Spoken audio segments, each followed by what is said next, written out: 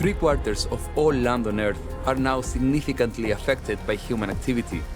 The few remaining pockets of wilderness left are themselves at risk of becoming ecological deserts. Agriculture, industry, urbanisation, climate change, and hunting, all these decimate ecosystems and destroy biodiversity. 60% of the world's animals' population have been wiped out since the 1970s. Scientists claim that the planet is witnessing a mass extinction. In response, a worldwide movement is now underway to rewild the countryside to restore land to nature. One initiative at the tip of South America is exceeding all expectations.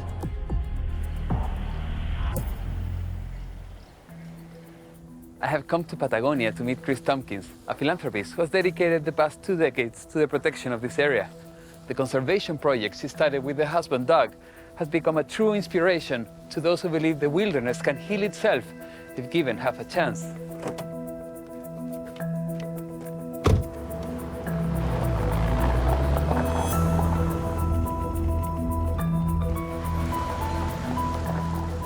Patagonia is a vast region of mountains and forests spanning southern Chile and Argentina. Though famous for its stunning landscapes, for centuries it has been an important region for livestock farming, and many of its grasslands have been grazed bare. At the region's heart lies Patagonia National Park. I'm here to find out how this became one of the biggest conservation projects in history. Hello. Hello. Nice to meet you. Yeah, I'm Miguel. I'm Chris Tompkins. What have you, huh? It'll do. A former CEO of outdoor company Patagonia, Chris married Doug Tompkins, an entrepreneur and adventurer who had founded rival brand The North Face. Both brands made environmental protection central to their company ethos, but Chris and Doug wanted to do more. From the early 90s, bought over $300 million of land for preservation across Chile and Argentina. They built parks, complete with lodges, campgrounds, and trails to support ecotourism. After Doug's sudden death in 2015, Chris has carried the mantle as president of their foundation, Tompkins Conservation. What was it you saw here that made you take a decision that would change, the next 20 years? I didn't see it, frankly. Doug is the one who saw it. He saw a landscape that was beat up and miles of fence line to take down, and Doug convinced me this was the conservation chance of a lifetime. In 2004, in the Chacabuco Valley, Chris and Doug bought this sheep ranch of almost 200,000 acres of overgrazed grasslands. They set about returning it to nature, along with a handful of smaller farms, using a process called rewilding. Rewilding is the restoration of an entire ecosystem to its natural state by removing foreign species while reintroducing and protecting native ones. It begins with the removal of livestock, allowing the vegetation to flourish. This encourages insects and other little animals, attracting birds and other small predators. Removing fences allows the return of herbivores, which are preyed on by apex predators, those at the top of the food chain, which then also multiply. Species in critically low numbers or totally absent are rehabilitated. Ultimately, prey and predator populations regulate one another, and the ecosystem evolves into a balanced and self-sustaining wilderness. When we bought this property, there were probably 500 miles of fence line that needed to come down. And when you take the fences down, you see wildlife coming back in because for 80 years, it's been excluded from the best grasses. Right. Fences are to keep wildlife out of the best grasses and keep your livestock in the best grasses. So it's very exciting to see the grasslands and the forests begin to restore themselves. And that's the joy of taking fences down. One animal benefiting from this grass is the guanaco, a close relative of the llama and a keystone species. That is, one that plays a crucial role in the functioning of the ecosystem. It's not often you see one by itself. They're pretty emblematic of the Patagonian steppe. If they're plentiful and they're calm like this one is, then you know that the system is coming back and that they feel no threats. Of course. And that's what you're going for.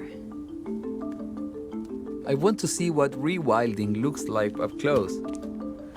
Christian. Hola, Miguel. ¿Cómo está? Bien, nice to meet you. Christian Saucedo, the park's director of conservation, has agreed to show me. Christian has been a guiding hand on the rewilding process since the park's beginning, so no one knows the flora and fauna here better than him.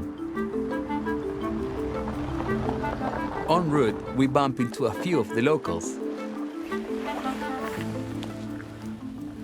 That is a pygmy owl, nocturnal, but the pygmy owl is in some way diurnal as well, and it's part of the community of raptors of this park. The pygmy owl preys on small birds, rodents, and insects that thrive in healthy grassland. Christian takes me to the edge of the park where it borders on a working ranch. The difference in the grass on either side is striking.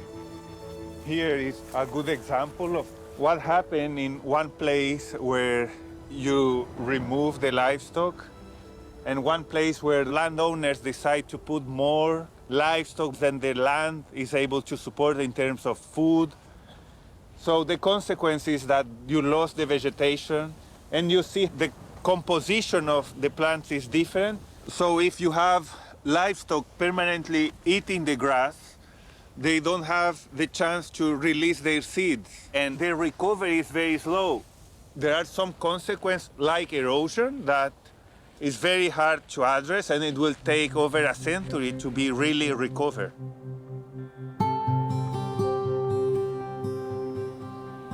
On the eastern edge of the park, Christian and the team have established a breeding center for an endangered relative of the ostrich called the Darwin's rhea.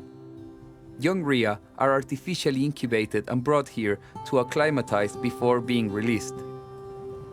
Rheas, they are strongly associated with the Patagonian steppe, with the grassland. So a grassland without rheas is not complete.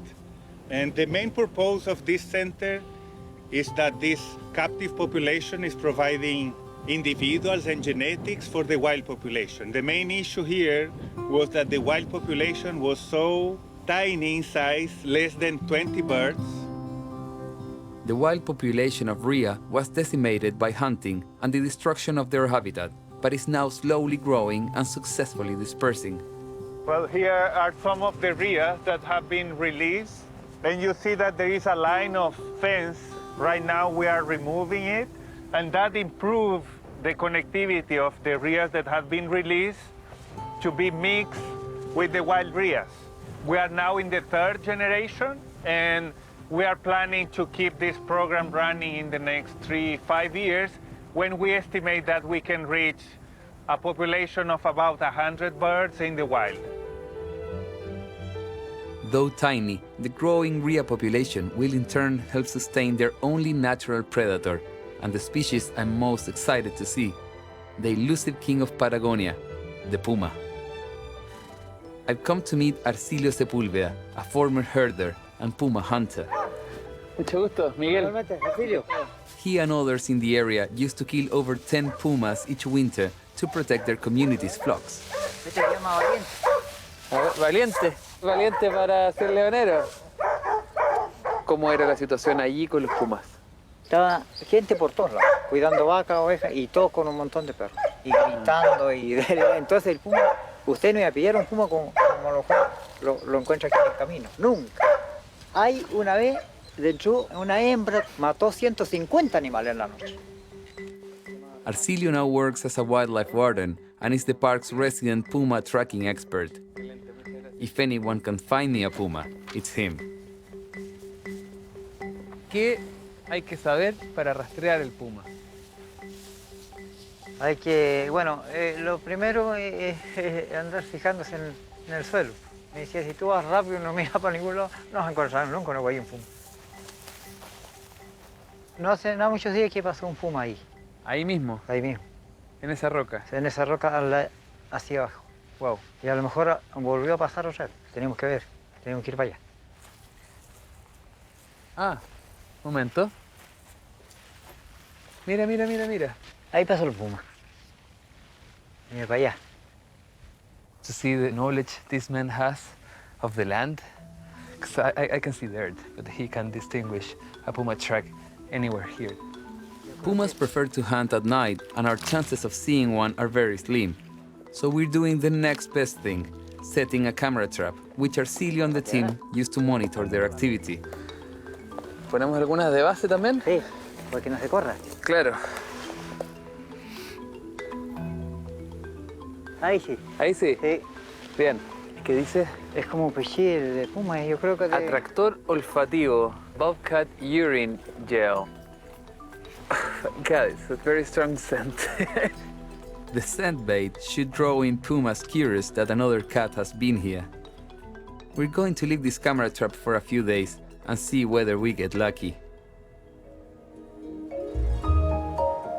It may be hard to actually see a puma, but for Chris, their return is incredibly important. Predators have been systematically persecuted for decades and decades, so their numbers get precariously low. Every ecosystem has what's called their apex species. Here in Patagonia, it's pumas. And if you take out the very top predator, everything cascades down from that and comes out of order. Even though it's early here in the park in terms of rebalancing, we can see some big changes. Where there are water systems, the grasslands are definitely coming back. The number of pumas in the park and the numbers of guanacos in the park, foxes. But the success comes when all of those species are truly back in a system that's functioning without human intervention. As well as helping to clean air and water, large expanses of forest and grassland also naturally sequester carbon, a crucial way to mitigate climate change. These regenerating forests also play host to a creature so rare it's almost mythic, and its rehabilitation could be the park's single biggest challenge. 2 wildlife rangers have promised to help me find it. Hola. Hola, ¿cómo estás? Hola, hola. ¿Cómo estás? Miguel, mucho gusto. Daniel. Hola, Daniel. Daniel y Daniel. Daniel. Perfecto, padre e hijo. Perfecto. Cuéntame, ¿qué vamos a hacer hoy día? Bueno, vamos a salir a ver unos par de huemules. Aquí tenemos una hembra con una cría y ¿Por un esta macho zona? en esta zona. Daniel tracks Wemul deer using telemetry. This antenna detects radio frequencies emitted from collars on the deer. Con esta pudimos saber a qué distancia más o menos están los animales. Ya. Todos tienen distinto collar y distinto número. Entonces, de acuerdo al número, nosotros sabemos qué animal estamos siguiendo. Perfecto, aquí tienes el 92. Claro, sería un macho, no me olvide. Ah, ¿Ya? En este caso estaría acá. ¿Ya? debiera estar por ese bosque de allá. Claro. Habitat destruction and poaching have brought the Wemul, sometimes called the South Andean deer, to the brink of extinction. There are fewer than 2,000 left in the wild, just 1% of the original population, all of them in Chile and Argentina. ¿Y cuál es el sentido? ¿Para qué Saber se cómo crece la población para conocer los depredadores que tiene la población Ajá. y también conocer el desplazamiento de ellos y el movimiento, de qué se alimentan, cómo se forman los grupos y con quiénes se juntan.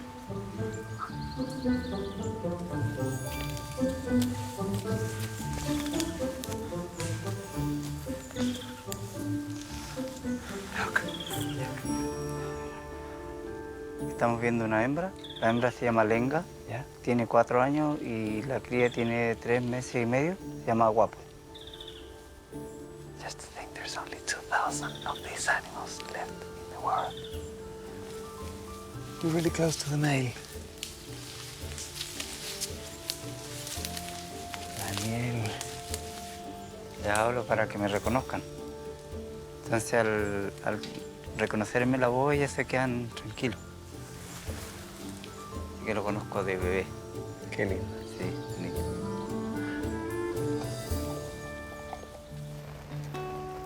Daniel invites me back to his family home to meet his wife, Bella. Their family comes from a long line of gauchos, ranching people found across Patagonia who are often fiercely proud of their way of life. Many gauchos in the nearby community of Cochrane see conservation as a threat to both their livelihoods and their culture. Daniel worked on the old ranch as a shepherd for 6 years before taking a job conserving huemul in the park that replaced it. Para la gente que todavía vive en el campo o sigue siendo gaucho, por ejemplo mi familia, mi hermano, ellos no les gusta que hayan parques ni reservas. Sienten que la estancia era una tremenda fuente de alimentación para Cochrane. ¿Y qué les dices tú sobre lo que haces, sobre lo que pasa acá? Bueno, de repente trato de hacerlo entender que fue lo mejor que puede haber pasado, de que el parque pase a, o sea, la estancia ganadera pase a ser parque. Porque en realidad como huemules en el mundo quedan muy poco, es como un lugar para poder volver a recuperar la especie. Those still ranching also complain that pumas leave the park to kill their livestock. All 16 people working on the ranch when it was closed were then employed at the park, 8 of them as park wardens like Daniel. By 2018, the park employed more than 90 people during high season. Meanwhile, tourism has created sustainable sources of income for local populations. This was truly an emblematic ranch. So just the image of this region shifts when the land use shifts. And that was really hard on people, which I completely understand. I would hate to have this area be 100% tourism. The culture would fracture, the structure of society would begin to fall apart. And that's not what I'm interested in. I'm interested in working ranches alongside conservation areas. So there's dignity and health on both sides. But when Chris and Doug started buying land, local grievances were just the beginning. Some Chileans said it was a US land grab, a plot to control the country's water, or even establish a Zionist state. The Tompkins also infuriated conservatives when they joined a popular campaign to stop a giant dam project near the park. But their high-profile role in the movement, in which thousands took to the street, forcing the government to reject the project, won them many admirers across Chile. One way their foundation hopes to contribute to local communities, while also convincing them of the benefits of conservation, is through a free education program. Education officer Jorge Molina is leading a school group from the nearby settlements of Tranquilo and Murta on a 2-day trip. 1800. ¿En qué año nacieron ustedes? En 2004, 2005. 2005 estaría por aquí. Mira, avanza hasta ahí. ¿Ves lo que se apaga? ¿Qué simboliza lo que se apaga? Extinción. Extinción, excelente. La extinción es que tú no vas a ver nunca más a esos seres que desaparecen. ¿Cuál es el trasfondo de donde vienen estos niños? Ellos son de 2 localidades que tienen harta historia rural y eso es tremendamente significativo porque significa que hay niños que todavía están viviendo en el campo y que tienen cercanía con el campo. Tenemos que cambiar esta lógica del campo enemigo de la vida silvestre. Eso es algo que estamos de a poco a través de la educación mostrándole a estos chicos que la naturaleza no es hostil. O sea, esto es una sala de clase gigantesca. Ese es el único cambio que hay que hacer en la mente para un profesor. Porque lo primero que te dicen, no, es que los niños van a correr y se van a morir, se los va a comer el puma. Se desordenan un poco, pero ya es cosa de tiempo y nadie los está controlando, mira. Despite living in the countryside, for some of these kids, it's their first time camping in the wild. Bueno, compadre, ¿qué es lo que aprendieron hoy día? Mostrar los de los años en el museo, que en tantos años van a haber una cantidad muy poca de animales. Si los conocíamos, igual cuidarlos para los nietos y para los futuros niños que vienen.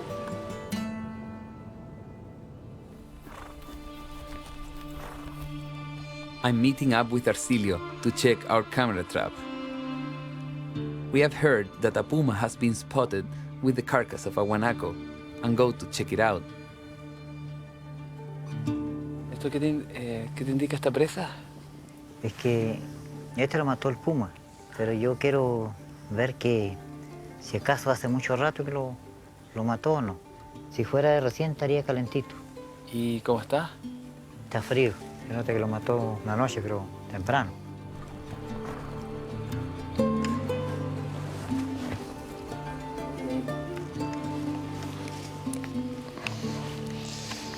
De aquí sacamos la tarjeta. ¿Sí? Ya, tengo un computador. Vamos a revisar. Vamos a revisar. Es un video, parece que es de nosotros. Sí, de nosotros. Si no pasa nada, no. Nos tomamos fotos. Bueno, lo intentamos. Sí, pues lo intentamos. ¿Y esto es algo que les pasa? Sí, siempre. Hay lugares que no pasan, ¿no? No luck this time, but Arcilio and the team have used camera traps to document over 35 pumas now resident in the park. With balance returning, the Tompkins Foundation feels ready to do what they have always done with their parks, donated to the state. In a 2018 signing ceremony with then-President Michelle Bachelet, Chris handed over this and another park worth a combined 1 million acres. It was billed as the biggest donation of private land to a state in history. The Chilean government also contributed 9 million acres of their own. All this land now forms 5 new national parks and expands 3 others, an area 3 times bigger than Yellowstone and Yosemite combined. This has also helped enable the Route of Parks project, a scenic road 1,700 miles long, connecting 17 parks across Chile, boosting the economies of the communities en route. Right now, the lodges and other tourist facilities are closing down until the handover process is complete. So the whole team, they're all saying goodbye to one another, and it's not likely they'll be back next year. So, yeah, it's sad. Less than 4 years after Doug died in a kayaking accident, seeing their dream finally become a reality is a poignant moment. Here he is. The day that Doug died, he was on a kayaking trip with our best friends, and they got caught out in a severe westerly wind. They were getting pushed farther and farther out into the center of the lake. And so they decided to abandon the kayak and try to swim to shore. And it was just too much. Doug was in the water for over 2.5 hours. And they got him out. He was helicoptered to the hospital in Coyhaique. And somehow the word spread so fast that Doug had either died or was in trouble. And as we drove to the hospital, people were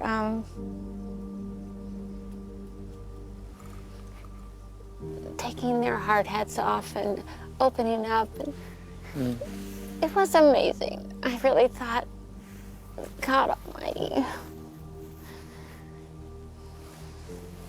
It was quite extraordinary. Anyway, we got to